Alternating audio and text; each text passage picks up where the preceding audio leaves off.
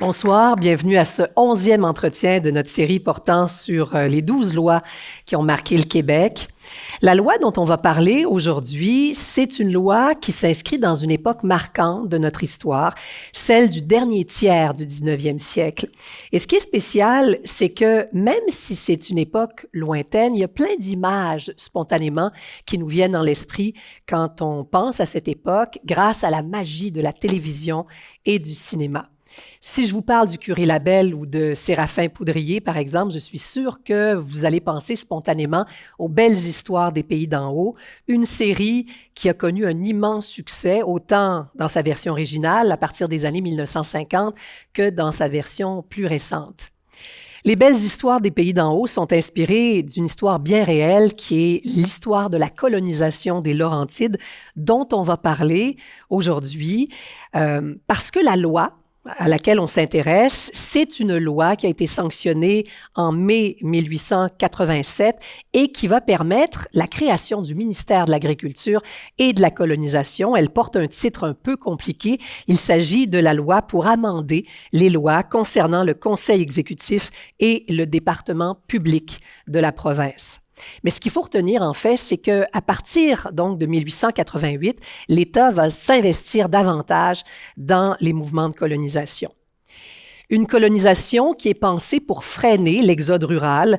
Vous savez, ce sont ces habitants qui vont quitter la campagne pour aller s'installer en ville dans l'espoir de se trouver de l'emploi dans des manufactures ou dans des usines, mais aussi pour freiner l'émigration des Canadiens français vers les États-Unis, qui était un véritable fléau. Juste pour vous donner une idée, de 1840 à 1930, il y a près de 900 000 Canadiens français qui quittent le Québec pour les États-Unis. Lorsqu'il crée son ministère, le premier ministre, Honoré Mercier, se cherche un sous-ministre et le poste, il va le confier au célèbre curé Labelle qui va occuper ce poste donc pendant 2 ans. Et ce ne sera pas une tâche facile parce que non seulement il va devoir convaincre des colons d'aller s'installer dans des territoires où les terres étaient souvent peu fertiles et les conditions de vie très difficiles, mais aussi parce qu'il y avait la concurrence de ceux qu'on surnommait les barons du bois qui ne partageaient pas du tout les mêmes objectifs que ceux du curé Labelle. Et bien sûr, il sera question également des conséquences de la colonisation sur les nations autochtones qui vivaient dans ces territoires qu'on a longtemps dit inoccupés ou vierges. Et pour nous en parler, on a invité un historien. Il est spécialiste de l'histoire rurale, spécialiste de la colonisation. Il a consacré sa thèse de doctorat à la colonisation des régions pendant la Grande Dépression des années 30, ce qui lui a valu d'ailleurs le prix du livre politique de l'Assemblée nationale dans la catégorie thèse de doctorat. Accueillons Jean-Philippe Bernard.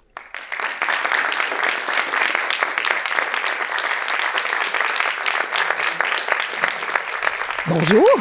Bonjour. D'abord, je suis très curieux, Jean-Philippe. J'ai envie de commencer par ça.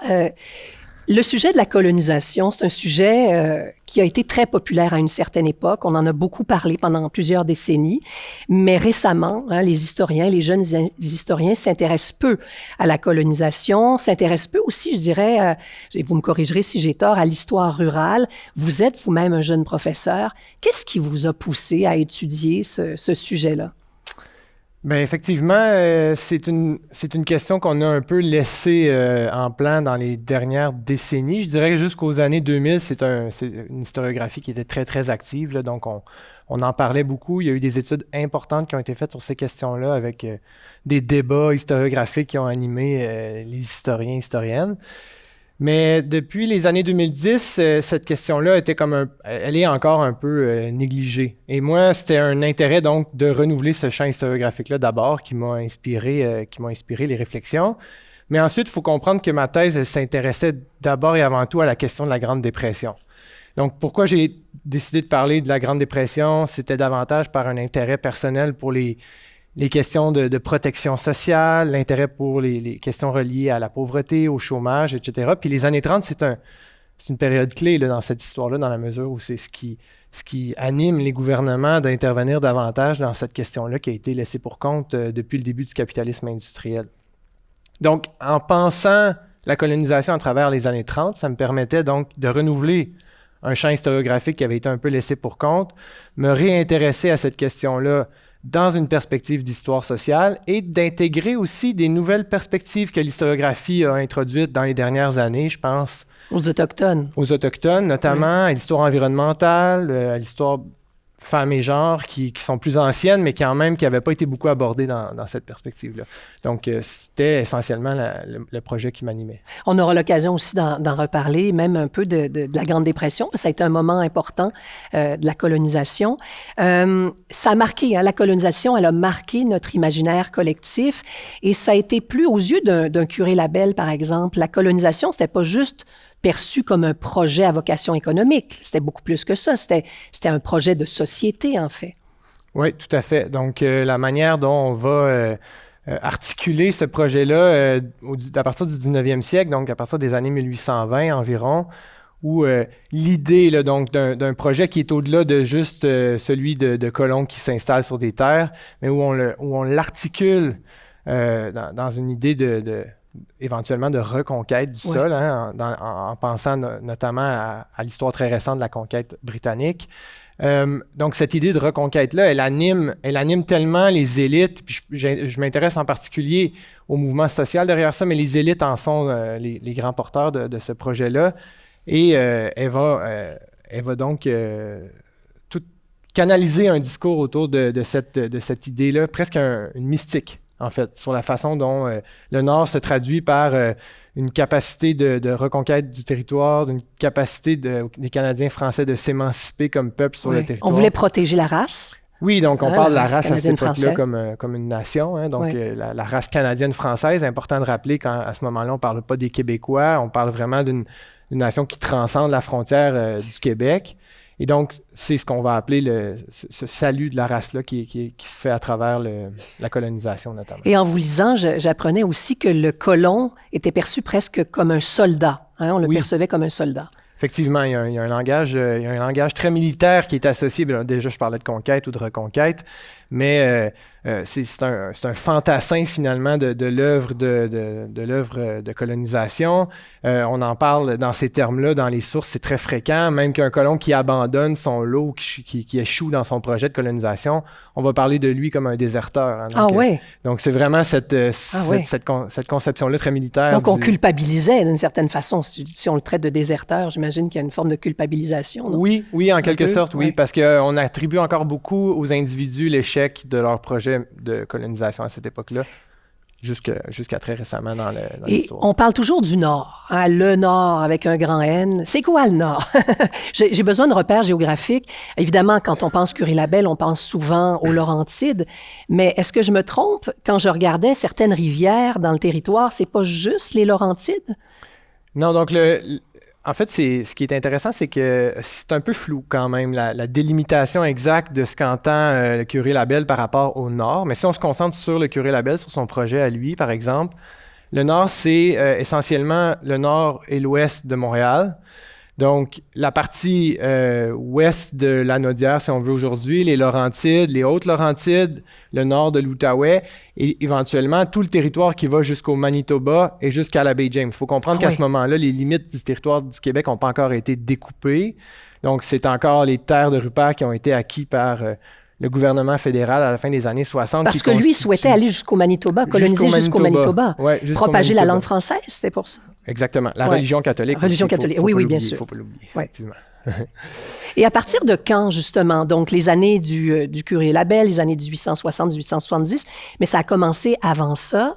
C'est quoi? Alors, comment s'amorcent justement ces mouvements de colonisation? À quelle période et dans quelle région exactement, avant de s'intéresser aux Laurentides, Outaouais, etc.? Oui. Donc, quand on fait de l'histoire régionale, on constate qu'il y a quand même une trame narrative assez qui permet de comprendre à peu près globalement cette périodisation-là, mais chaque région était quand même assez distincte aussi, autant dans la motivation des mouvements de colonisation que dans les époques où on l'entame. Donc, à peu près dans les années 1820, on commence à parler d'une reconquête des cantons de l'Est, notamment dans le langage, parce qu'on cherche à ce que ces cantons de l'Est-là ne soient pas un bastion anglo-protestant, mais qui deviennent aussi des endroits où on peut voir des colons canadiens français se placer sur ces territoires-là. Mais généralement, on associe à deux mouvements, en particulier le 19e siècle, celui de l'ouverture, entre guillemets, du domaine du roi, ce territoire qui englobe à peu près tout le nord-nord-est de la province et qui enclave finalement la colonisation, qui empêche la colonisation de se développer. Donc la Gaspésie, Bas-Saint-Laurent, Gaspésie? Pardon, non, c'est plus la Côte-Nord, en territoire Innu. Côte-Nord, OK, oui. Donc okay. tout le territoire de la Côte-Nord, Lac-Saint-Jean, du Saguenay. Okay. Et donc ce mouvement-là commence dans les années 1840.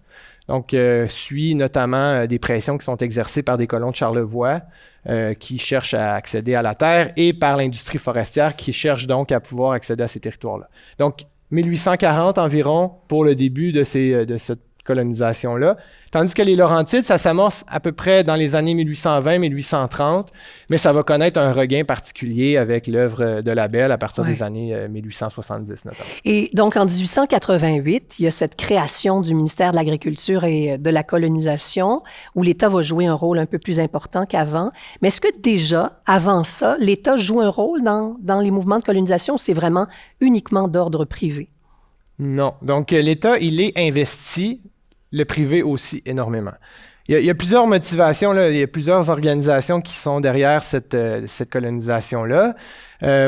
Donc, du point de vue de l'État, essentiellement, ses responsabilités se limitent à rendre la colonisation possible à travers l'ouverture de routes, des infrastructures de base, là, donc de communication, souvent la navigation sur certains plans d'eau pour traverser, etc. En fait, l'attribution des terres. Donc, l'appropriation du territoire par la colonisation passe aussi quand même par un processus légal, c'est-à-dire qu'on donne des lots de colonisation. On y reviendra si on aura le temps. Et il va éventuellement, un peu avant l'arrivée du ministère, commencer aussi à supporter l'initiative privée en finançant notamment ce qu'on appelle les sociétés de colonisation. Donc, ce sont des organisations laïques comme religieuses qui vont initier la colonisation généralement à échelle paroissiale ou diocésaine et éventuellement pousser ces colons-là organisés vers des territoires qui sont déjà arpentés, prêts à être colonisés.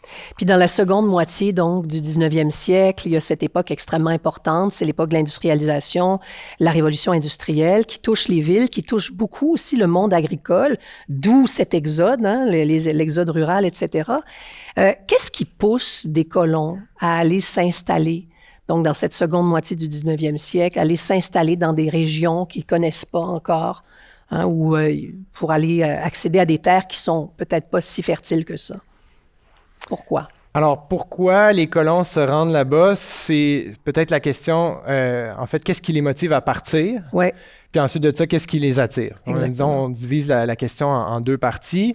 Qu'est-ce qui les motive à partir? En réalité, le début du 19e siècle, c'est un moment quand même assez charnière dans l'histoire du monde rural québécois, bas canadien, pour ne pas faire pour le nommer comme il est.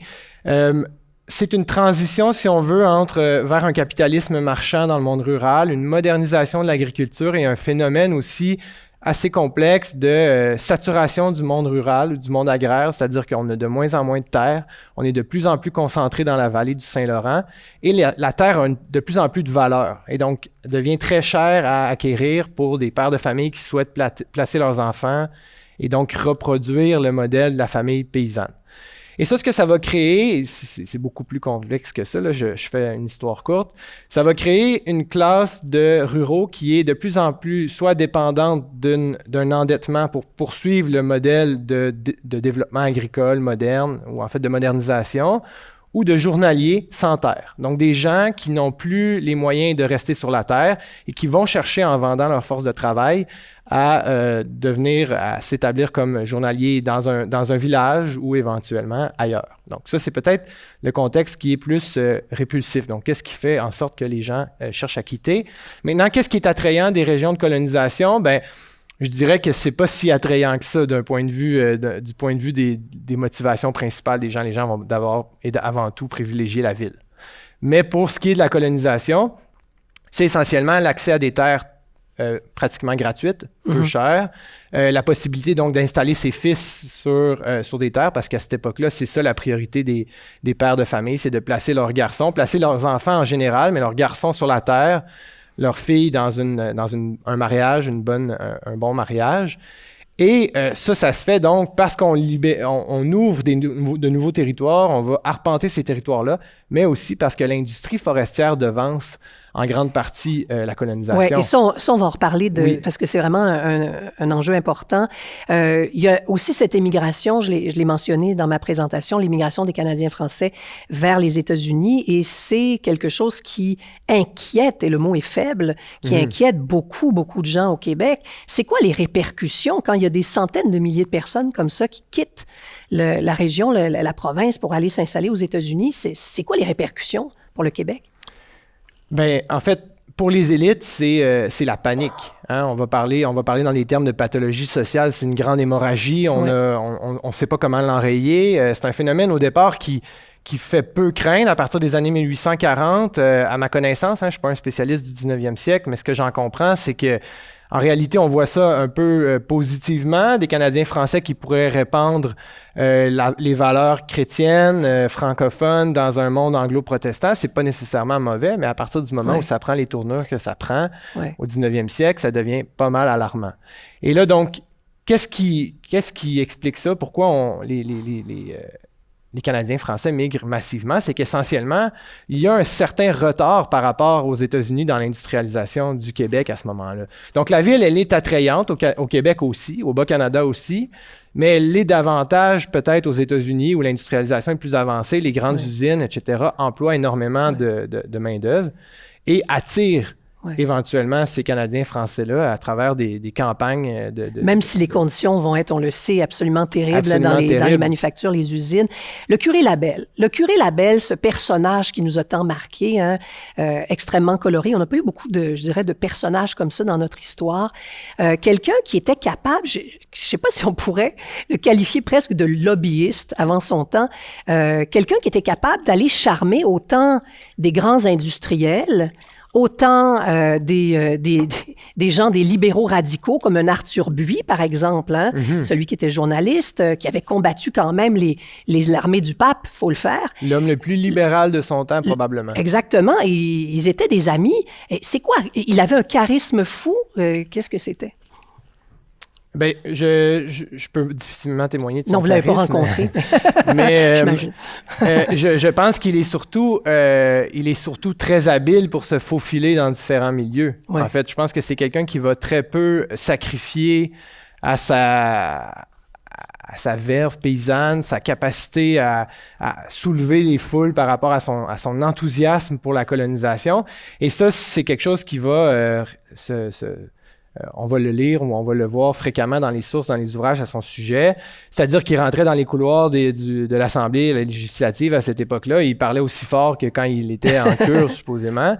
Ce qui fait en sorte que c'est quelqu'un de très, très enthousiaste, quelqu'un de très engagé dans son projet et surtout qui n'a pas peur de plier sur certains principes pour que son projet avance. Quand on pense à ces deux principales branches, là, c'est-à-dire la colonisation ou son fameux chemin de fer. Oui, justement, le chemin de fer. Alors ça, c'est amusant. Il le voit parce que, il faut le dire, le curé Labelle, ce qu'il a de spécial, une des choses qu'il a de spécial, c'est que c'est quelqu'un qui n'est pas contre, il n'est pas contre l'industrialisation. C'est quelqu'un qui croit dans le progrès, et qui va faire venir à Saint-Jérôme justement plusieurs industries. Et le chemin de fer, il le voit dans sa soupe. Oui, littéralement. Donnez-moi des exemples. Je sais que vous avez des belles anecdotes. Alors, il y a des exemples qui, encore là, c'est plus anecdotique qu'autre chose, mais c'est un de ses biographes là, qui a pendant longtemps été un de ses seuls biographes, J. Élie Auclair, qui parle d'une anecdote, ou en fait de deux anecdotes en particulier, où en chair, il va se confondre entre la voix de Dieu et la voix ferrée.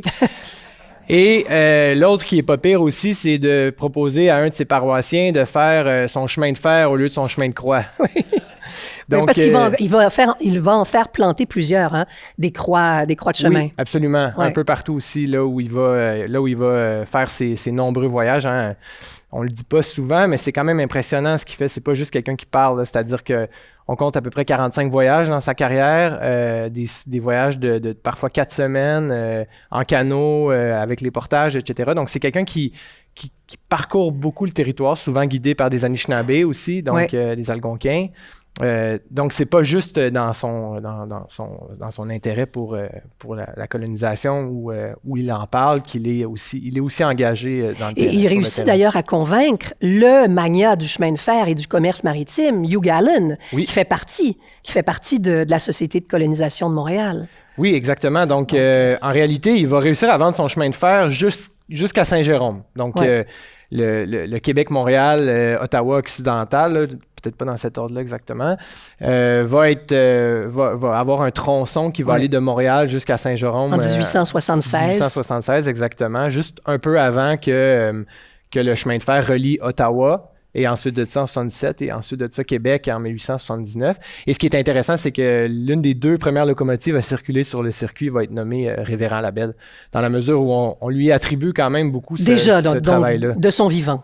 De son vivant. Après ça, de son vivant, il ne verra pas grand-chose de ce grand projet de chemin de fer dont vous avez parlé tout à l'heure, c'est-à-dire qu'il va vouloir faire la promotion d'un chemin de fer qui va beaucoup plus loin, qui va jusqu'à son nord, qui projette au Manitoba, mais en réalité, il va jamais atteindre plus loin que Mont-Laurier, en fait, au début des années 1910. Un peu moins loin que le Manitoba, mais exactement. C'est quand même... Ce qui constitue aujourd'hui le petit train du Nord qu'on peut encore parcourir en vélo. Et il y a le curé Labelle d'un côté, puis de l'autre côté, il y a Honoré Mercier, ce premier ministre, quand même aussi assez...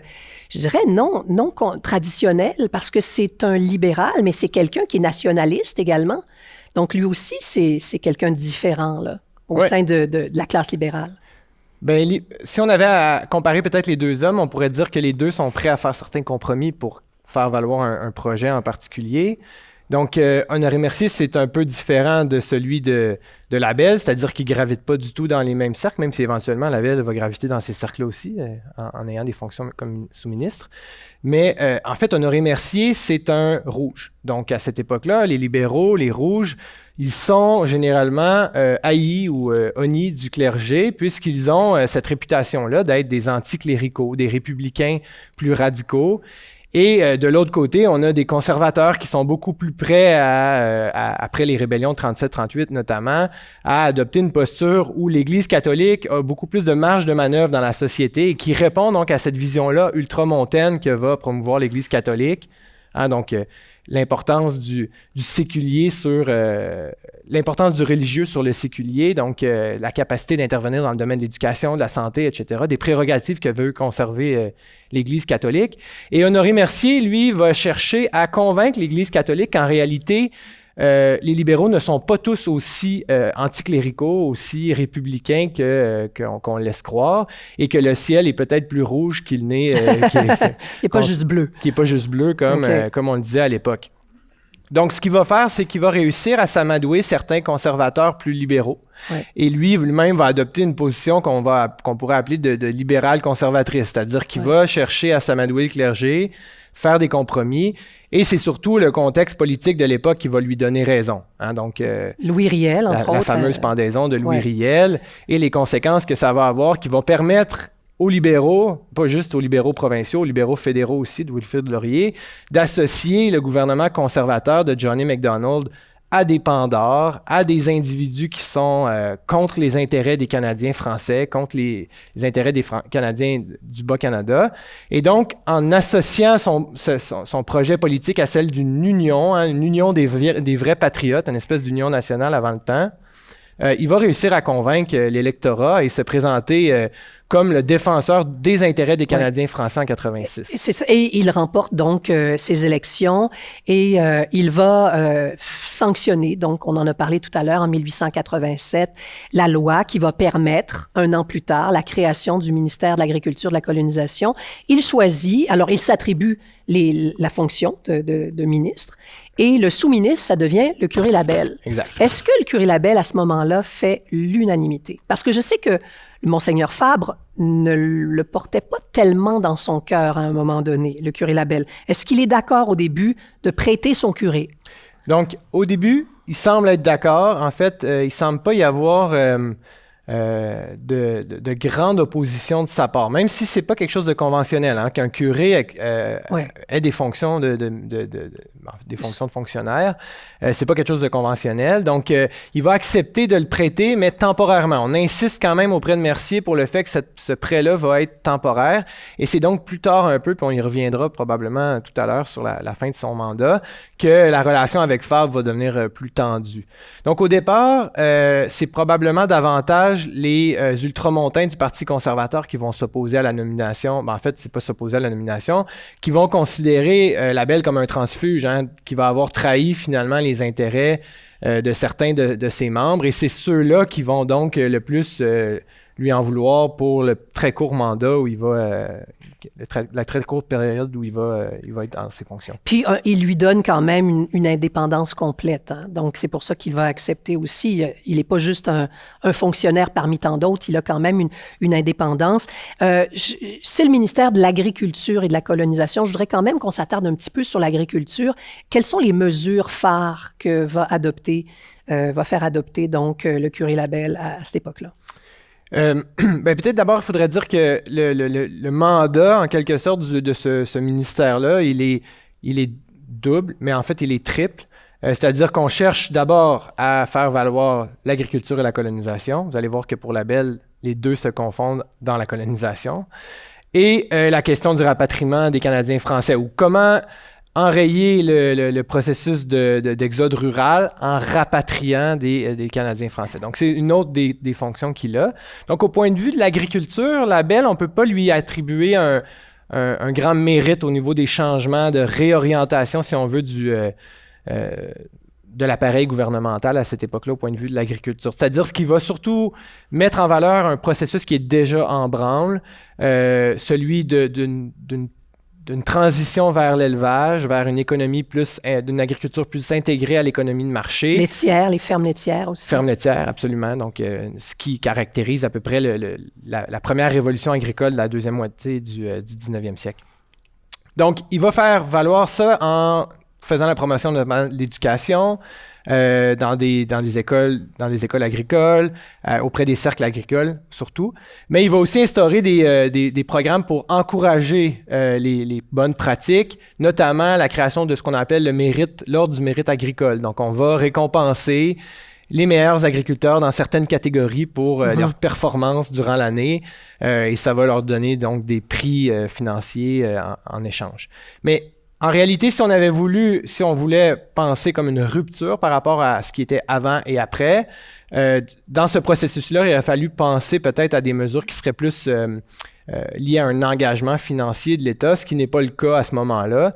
On peut penser à des prêts aux agriculteurs, par exemple, pour procéder à la modernisation, au fait de favoriser la concentration des terres, etc. Ces mesures-là ne viendront pas en réalité au jour avant les années 30. C'est Maurice Duplessis qui va les introduire, notamment avec les crédits agricoles. Et ça prend donc, pour la colonisation, ça prend évidemment, pour coloniser, ça prend des colons. Où est-ce qu'il va les chercher? Donc, vous disiez tantôt, lui, son but, son rêve, c'est de rapatrier les Canadiens français, mais eux, ils commencent à avoir leur petit Canada là-bas. Donc, ça ne devait pas être si facile que ça de les convaincre de revenir. Aussi, je sais qu'il va aller en Europe.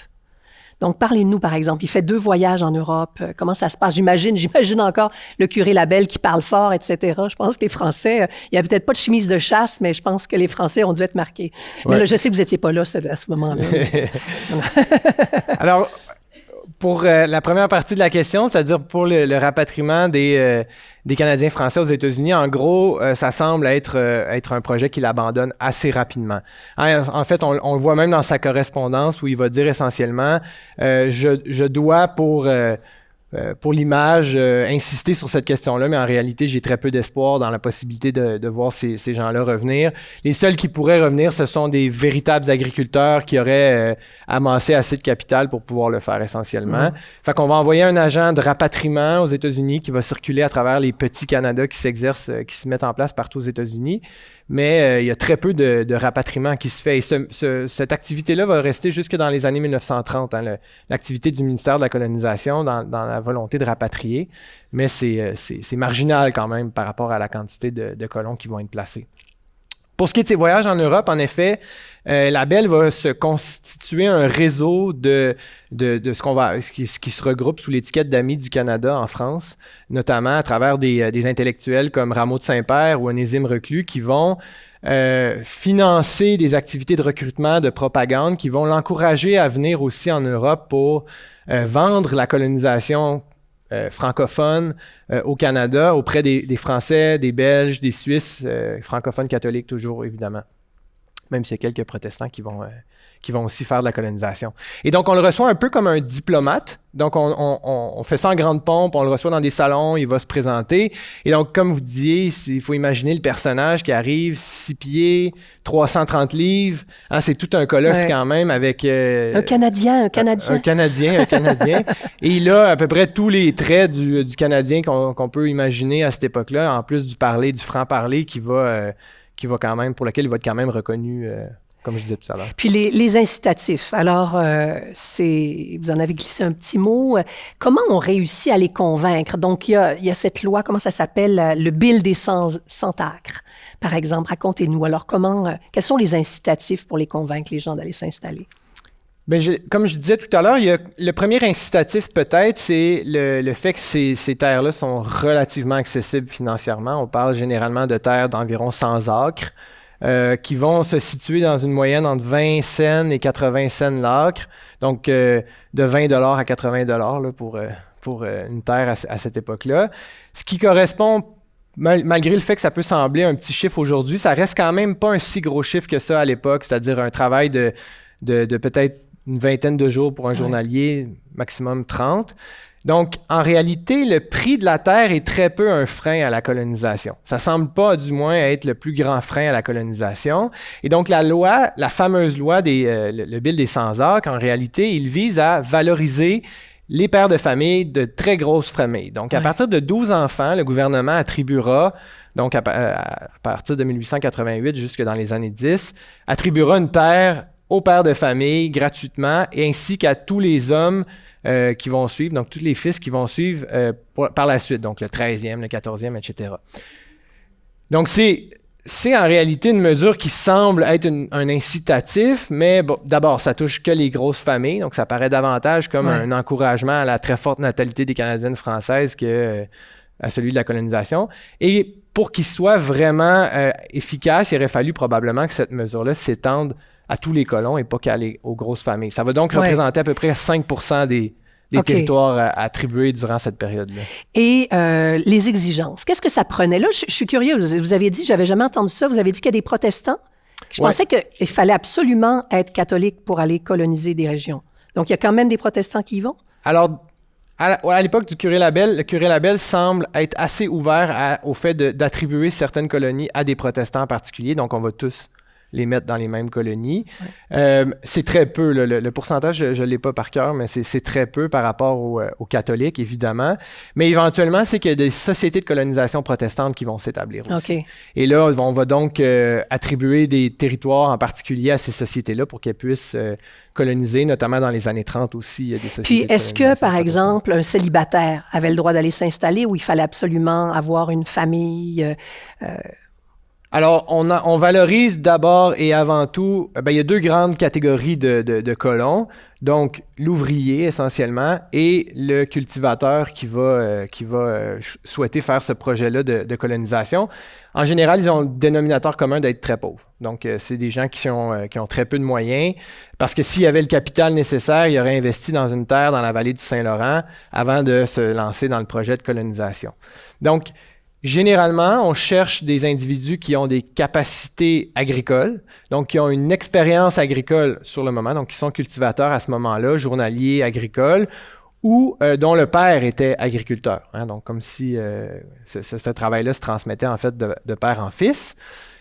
Premier critère. Deuxième critère, effectivement, la réputation morale. Ouais. Donc, souvent, ça va venir avec une lettre de recommandation du curé qui vise à encourager donc le placement de ce colon-là, donc ce paroissien-là. Et essentiellement, la plupart du temps, ça vient aussi avec donc la volonté de... Pardon, j'ai un blanc. Mais je reviens à ça, ça m'intéresse beaucoup. Le certificat de moralité, Ouais. j'ai lu une petite partie de votre thèse de doctorat vraiment très intéressante, où vous dites, entre autres, qu'à partir des années 30, il me semble, il y a des enquêtes. Il n'y a pas juste le certificat de moralité, il y a aussi des enquêtes qui sont menées par des fonctionnaires de l'État.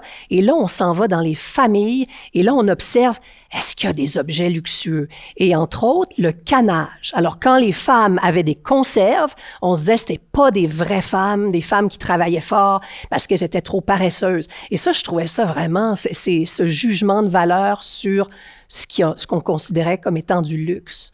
Oui, absolument. Donc, ça, c'est des pratiques qui se développent davantage durant la crise. Parce qu'en réalité, la crise, là, si on aura l'occasion d'y revenir, je pense, mais c'est des mesures qui sont beaucoup, beaucoup plus larges, avec là, des incitatifs financiers beaucoup plus intéressants, ou en fait, des alternatives à la situation du chômage en ville qui sont beaucoup plus intéressantes.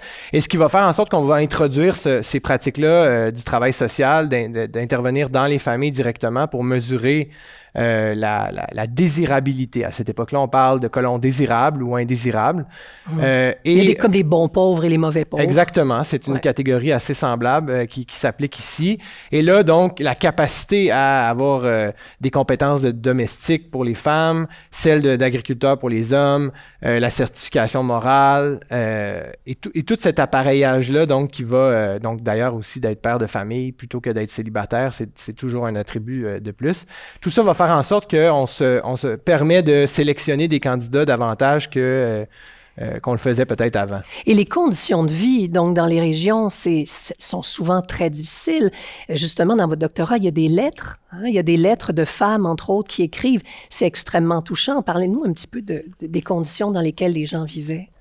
Oui, alors, ce qui est une tangente, pas une tangente, mais une tendance par rapport aux différentes époques de colonisation, c'est les conditions vraiment difficiles des premières années, en réalité.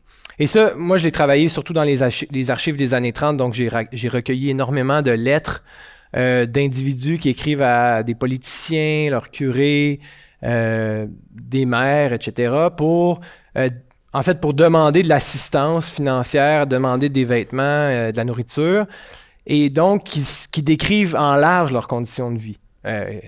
Peut-être parfois exagérément parce qu'on cherche à obtenir de l'assistance, mais en général, ça semble quand même correspondre si on croise les sources avec celles, par exemple, de curés qui témoignent des conditions de vie. Et ces conditions de vie-là sont particulièrement difficiles pour les gens qui n'ont pas un grand capital de départ, donc beaucoup de colons. Et pendant les années où on va donc subvenir à ces besoins, essentiellement par la vente du bois sur la terre, par la chasse, la trappe à proximité, parce qu'en réalité, on n'est pas en mesure de produire sur une terre de colonisation avant quelques années quand même, avant 2-3 ans avant de pouvoir semer quelque chose, récolter, et peut-être 10 ans avant d'avoir un projet agricole qui est relativement fonctionnel. Ce qui est intéressant aussi, c'est d'apprendre, en fait, c'est ce système de dépendance. On en parle beaucoup, le système de dépendance des pêcheurs, le système de dépendance vis-à-vis la famille Robin, entre autres, dans l'industrie forestière aussi, mais c'était le cas également chez les colons, où il y avait tout un système de pitons. Ouais. Alors, racontez-nous, c'est quoi les pitons? Alors, des pitons ou bons, c'est selon les sources, en réalité, c'est des chèques qui sont versés aux individus en échange de leur travail de colonisation. Donc, durant la crise des années 30, on rémunère les colons pour le travail qu'ils font sur leur terre. C'est une compensation en réalité qu'on donne, comme on le fait avec des chômeurs en ville, qu'on compense financièrement pour leur situation, donc ce qu'on appelle les secours directs à cette époque-là. Dans les régions de colonisation, c'est fréquent aussi dans le monde de l'industrie forestière à cette époque-là.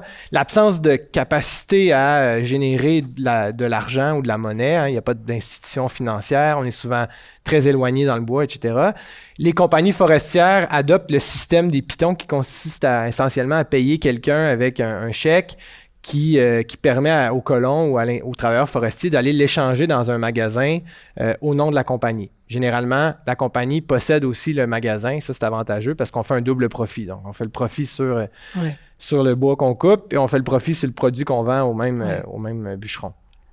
Dans les années 30, le gouvernement du Québec, parce qu'il n'y a pas vraiment d'autres modèles envisageables pour lui, puis c'est une façon efficace de le faire, va reproduire ce système-là. Donc, il va verser les allocations aux colons sous la forme de pitons qui sont échangeables chez le marchand de la colonie, donc le marchand général de la colonie.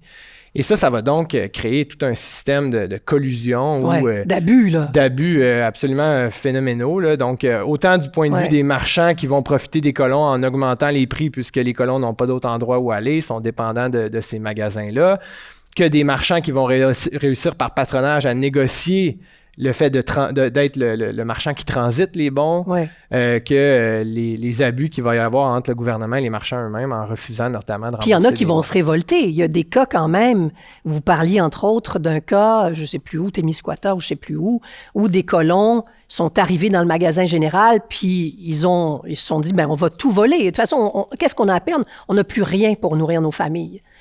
Oui, c'est ça. Donc, cette pratique-là, elle est j'en ai pas vu une centaine de cas, mais j'en ai vu 2 ou 3, dont une en particulier où j'ai un dossier de police. Donc, c'est très riche sur la situation à Montbéliard, en fait. C'est au Témiscamingue, tout près de la rivière Solitaire, Relais, là, aujourd'hui. Donc, des banlieues aujourd'hui de Rouyn-Noranda. Et donc, en réalité, les colons vont demander de l'assistance à plusieurs reprises, vont d'ailleurs écrire des lettres à leur curés de paroisses d'origine, à des députés, etc., vont aller voir le responsable de l'attribution des bons du chômage pour leur parler de leur désespoir. Et devant le refus de tous ces individus-là, ils vont se tourner vers le marchand général en lui demandant donc de leur faire crédit, parce que ça, c'est une autre pratique aussi très courante à l'époque. On n'est pas en mesure de payer, donc on se fait faire crédit et on achète des marchandises qu'on va repayer plus tard. Et donc, devant la pauvreté des colons, le refus du gouvernement d'assistance et éventuellement le refus du marchand de créditer aux colons, les colons n'auront pas d'autre choix que de rentrer dans le magasin et de forcer. Donc, c'est pas tout à fait un vol, c'est une façon un peu tordue peut-être de le voir, mais pour moi, c'est pas tout à fait un vol. C'est celui de donc rentrer dans le magasin et de forcer les marchands à leur faire crédit. Donc, ils insistent auprès du marchand quand même pour que leur compte soit noté. OK, d'accord. Et les quantités qui sont prises, en général, ce sont des quantités qui sont raisonnables pour des familles à ce moment-là. Donc, ce n'est pas des gros vols, mais c'est des manières de faire valoir leurs droits, de demander de l'assistance dans une situation de pauvreté complètement généralisée. L'industrie forestière. Alors ça, c'est vraiment un aspect intéressant. Disons que ce ne sont pas les grands amis du curé Labelle et avant qu'il devienne sous-ministre, j'imagine qu'après, il a fait plus attention à ce qu'il disait. J'ai noté une phrase. La vallée de l'Ottawa est aux mains de ces vautours de la forêt qui persécutent le colon sous le précieux prétexte de protéger le bois et qui couperaient d'un seul coup toutes les richesses forestières s'ils trouvaient à qui les vendre. Donc, il les porte pas dans son cœur. Pourquoi? Alors, quelle est l'influence d'abord de l'industrie forestière et en quoi est-ce qu'ils n'ont pas les mêmes objectifs? Alors ça, c'est une question très vaste. Puis quand on parlait tout à l'heure des intérêts de l'historiographie vis-à-vis de la colonisation ou de ces questions-là, cette relation-là entre l'agriculture et la foresterie est à peu près probablement un des thèmes les plus dominants et les plus riches dans toute l'histoire qu'on a écrite sur cette période-là. Et c'est donc ce que Normand Séguin a appelé l'économie agroforestière. Donc une économie qui est fondée essentiellement sur une agriculture qui dépend étroitement de la foresterie pour subvenir. C'est-à-dire que dans certains cas, il y a des régions où l'agriculture va prendre le dessus sur la foresterie. C'est le cas notamment du lac Saint-Jean, où l'agriculture va devenir assez prospère. Mais dans d'autres régions comme l'Abitibi, le Témiscamingue, même les Laurentides, la foresterie va toujours avoir l'ascendance sur le colon. Dans la mesure où les colons dépendent de la foresterie pour subvenir à ses besoins. Quand ça va pas bien sur la terre, on va chercher un emploi pour couper du bois. Oui, exactement. Donc, quand on parle de cette utilité-là que le colon a pour l'industrie, c'est ce que Labelle décrit comme une exploitation, c'est qu'en réalité, l'exploitation des colons, c'est la foresterie qui l'a fait. Donc, l'industrie forestière au 19e siècle, elle est extrêmement puissante. On parle de la Confédération jusqu'aux années 1900 environ, de 20 à 30 % du budget de la province qui est lié aux redevances forestières. Donc, le territoire au complet du Québec, où en fait, toutes les forêts, là, ça va varier avec le temps, puisque selon les essences qui nous intéressent, plus la papeterie se développe, plus on va monter vers le nord, vers des essences de résineux. Mais initialement, le pin blanc, certaines essences de feuillus, notamment le chêne, etc., font en sorte qu'il y a des territoires complets, comme l'Outaouais, par exemple, ou les Laurentides, qui sont enclavés dans des concessions forestières. Donc, les industries forestières ont des concessions sur lesquelles ils paient des rentes annuelles à l'État, des redevances sur le bois qui est coupé, et qui vont donc, au 19e siècle, réussir à garder une mainmise presque absolue. C'est-à-dire qu'on va empêcher certains secteurs complètement à la colonisation par prétexte de réserver le bois de valeur marchande, notamment le pin à ce moment-là. Et aussi, lorsque la colonisation se développe, des prérequis, des avantages qu'on a par rapport aux colons de couper le bois de valeur marchande sur leur lot avant même que les colons puissent le faire. Et c'est de ça dont il parle quand il parle des vautours de la forêt en réalité, des individus qui ont plus intérêt à maintenir leur monopole, maintenir leur domination sur ces territoires-là que de voir la colonisation se développer. Même que c'est le département des terres et forêts qui voit l'arpentage et à la classification donc, du territoire jusqu'en 1921. Donc, exactement. Ils ont presque un monopole. Là. Donc, jusqu'aux années, jusqu'au tournant du 20e siècle, en réalité, il n'y a pas de séparation entre colonisation et territoire forestier. Hein, on n'a pas un découpage clair du territoire où on pourrait dire, ben ces territoires-là, par exemple, ils n'ont aucune valeur agricole, on va les maintenir en exploitation forestière, ou ces territoires-là, ils ont trop une grande valeur agricole pour qu'on ne les attribue pas à des colons. Ouais. Donc, sans découpage, ben, il y a des conflits qui se produisent entre l'industrie puis celle de la colonisation. Et le curé Labelle aussi, c'était un homme influent. Est-ce que lui va réussir à contrer d'une certaine façon cette influence massive des barons du bois en faisant adopter certaines lois, certaines mesures pour favoriser la colonisation au détriment des barons? Alors, dans cette histoire-là, malheureusement, c'est pas comme les petits, c'est pas David contre Goliath qui va réussir à gagner. En réalité, Labelle, même si les colons, hein, il a cette réputation-là d'être à peu près la loi dans les territoires de colonisation, on fait appel à lui quand des industriels forestiers coupent du bois sur des lots puis qu'on considère que c'était le droit des colons, etc. Il va même réussir à faire renverser certaines décisions par rapport à ça ou convaincre des industriels forestiers de se retirer de certains territoires. Mais quand il va arriver dans ses fonctions de sous-ministre, il va essayer donc de faire changer les choses, mais il va se buter donc à une structure politique qui est beaucoup plus large que lui, une structure politique donc, comme je disais, financièrement dépend de cette activité forestière-là et qui va bloquer essentiellement la plupart des projets de loi qu'il va proposer, où il va négocier à la baisse finalement les demandes que Labelle va faire. Donc, deux mesures qu'il va quand même réussir à faire, qu'il ne faut pas négliger. C'est celle d'abord d'éliminer certaines réserves forestières. Donc, la réserve de pin de l'Outaouais, par exemple, il va réussir à l'éliminer, cette condition-là.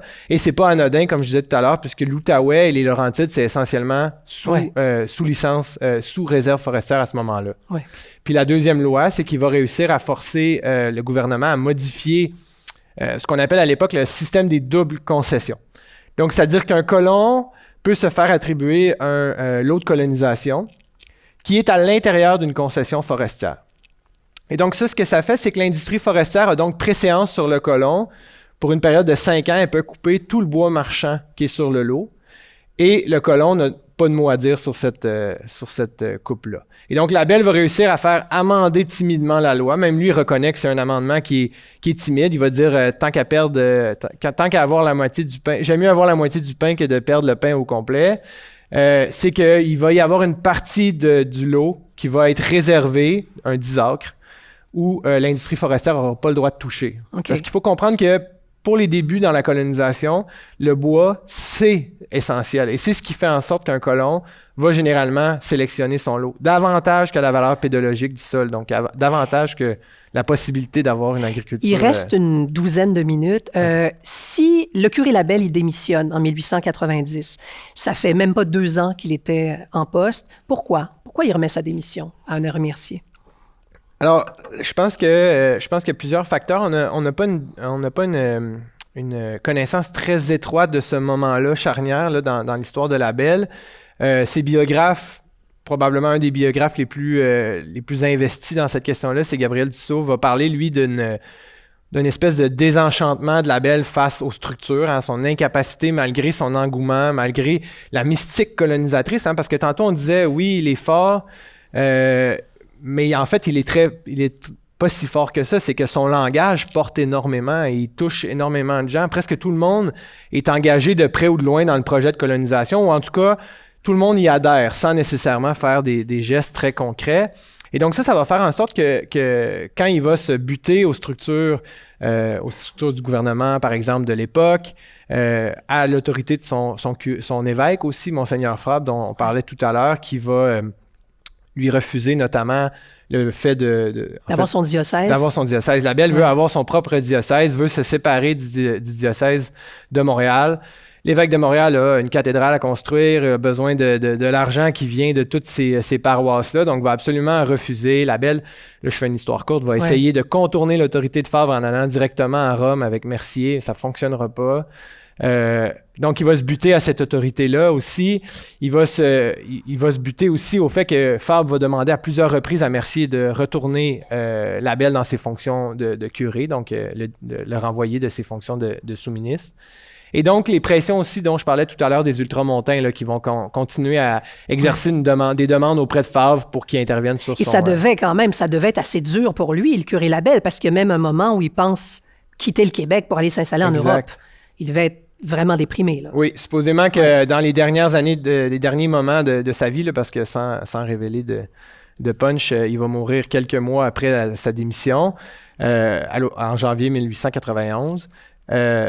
Il avait comme projet, donc, d'abandonner le Québec et peut-être d'aller s'installer en France. Donc, pour ce patriote-là du 19e siècle, c'est assez... Ça devait être un moment difficile pour lui. Il y a eu d'autres périodes de colonisation. En quoi est-ce qu'elles sont différentes quant à l'engagement de l'État, par exemple, dans les années 1920-1930, par exemple, comparativement à la période des années 1880-90? Donc, si on revient rapidement sur le survol de tantôt, donc au début, l'État est surtout investi dans la question de l'accès au territoire, des routes, dans le fait de d'attribuer les terres de la couronne à des colons, de financer les institutions privées dans leurs entreprises.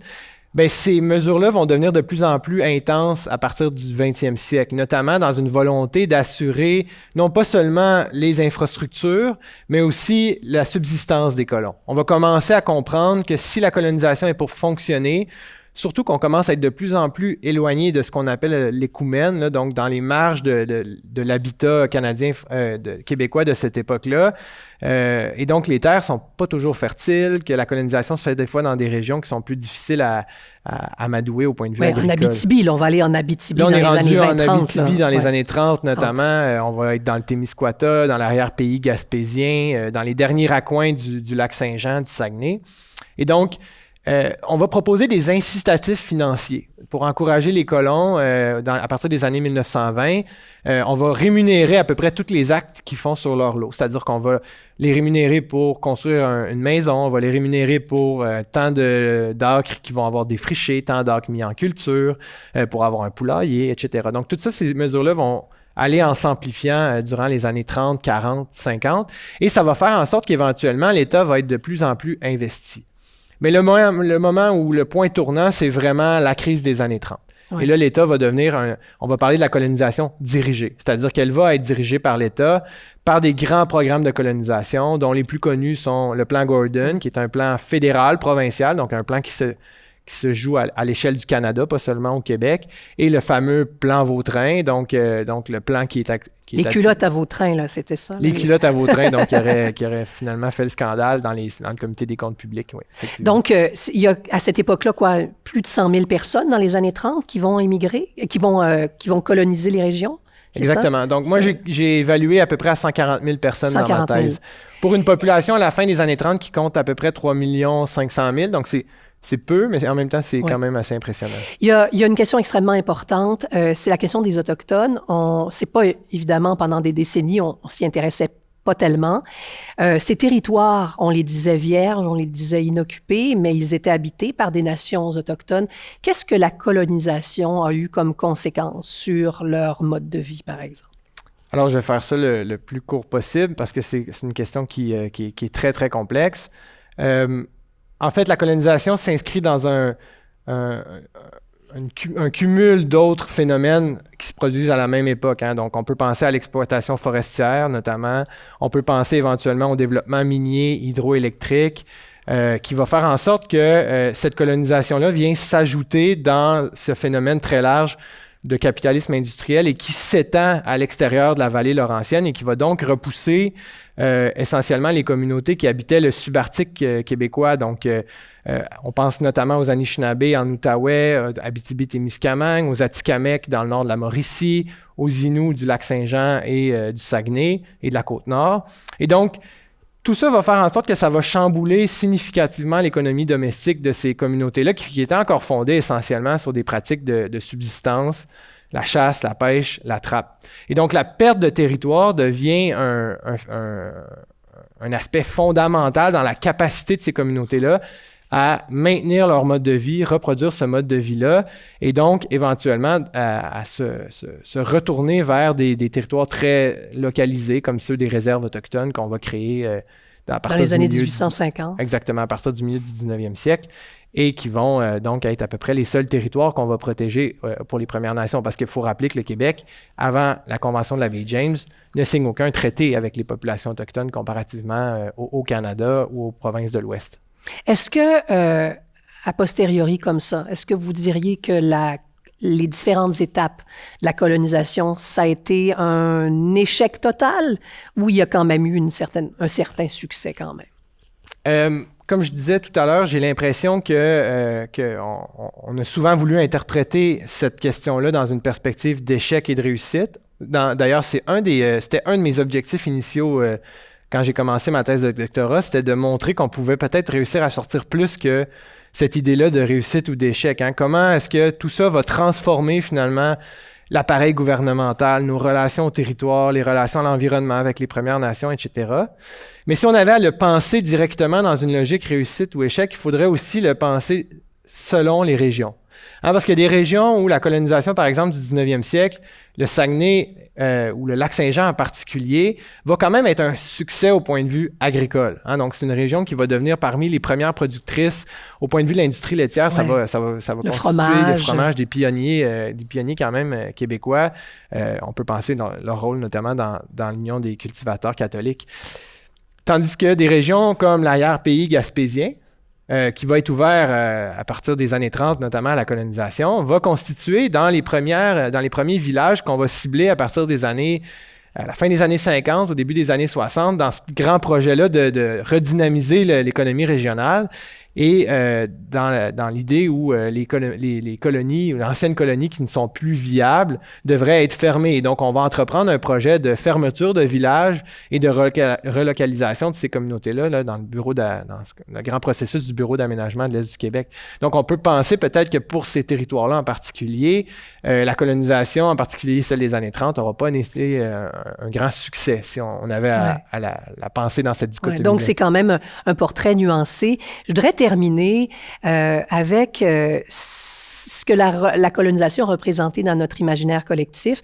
On l'a dit au début, autant les historiens s'y intéressent beaucoup moins aujourd'hui, autant le public, le grand public, continue de s'y intéresser. Pourquoi est-ce qu'on s'intéresse encore autant à cette période de notre histoire, à votre avis, par le biais de séries comme Les Belles Histoires des Pays d'en haut, par exemple?